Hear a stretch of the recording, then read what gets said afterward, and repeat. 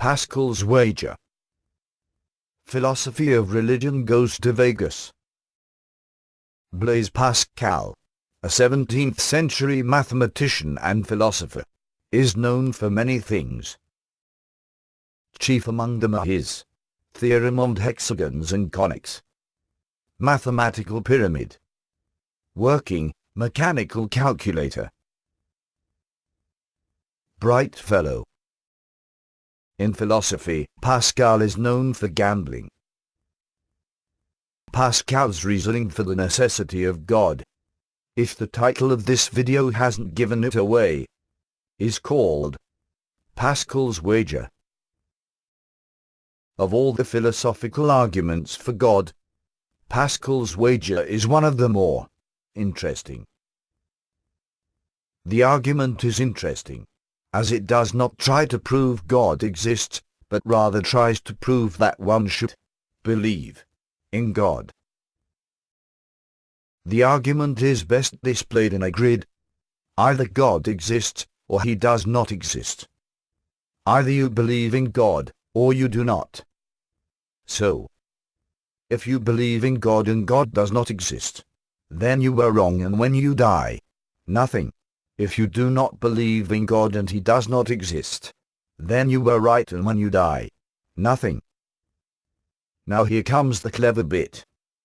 If you believe in God and God exists, you go to heaven.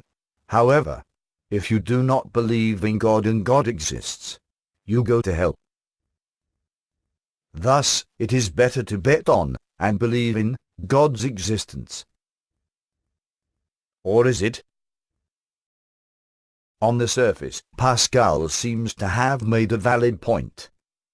Even if you don't believe, you can go to church, throw yourself wholeheartedly into your religion, and eventually you'll believe. But Pascal lived in a Europe where Catholicism was the only game in town. Sure, he knew of Muhammad and Jews. The Greek, Norse, and Celtic gods had already been promoted to mythology. But he probably knew nothing of Buddha, or Lao Tzu, or the Quetzalcoatl. Which brings us to Pascal's first mistake. Which god do we bet on? To paraphrase the great wise man, Homer, what if you bet on the wrong god, or the wrong version of God, and every time you go to church, he just gets madder and madder? If you believe and God doesn't exist, then no harm and no foul. However, that is not the case. The Crusades, 9/11, the children of Caldwell, Idaho, among countless others, were all religiously motivated. Belief in a God can, and does, have horrible consequences. Genocide is never committed in the name of humanity, only sacred ideas. Religion, and thus God, is almost always at the center of those ideals. If a child steals a lollipop and gets caught, would it be a good parent who kills the child? Of course not. The child will never learn that way. The punishment is too severe for the crime. And goodness be, what kind of monster would kill a child? If you don't believe in God, and he sends you to hell, then is that really a good God? Remember, that includes children who heard of your version of God, but whose parents convinced him otherwise. I am reminded of an old bit about an Eskimo. Eskimo, if I did not know about God and sin, would I go to hell? Priest, no, not if you did not know. Eskimo, then why did you tell me? Furthermore, if you don't believe, you can still devote yourself to improving humanity. Like feed the homeless, donate to find a cure for cancer, donate blood, volunteer to pick up rubbish.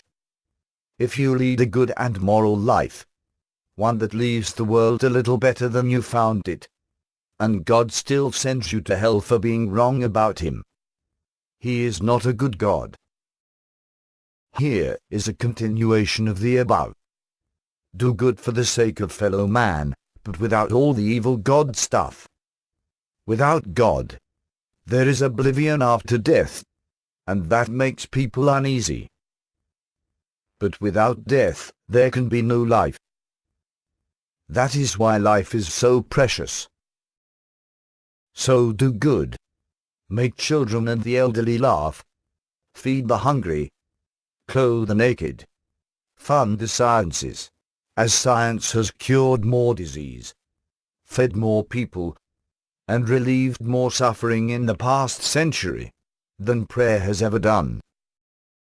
In conclusion, as you can see above, Pascal's wager does not only fail, but is a flat-out losing bet.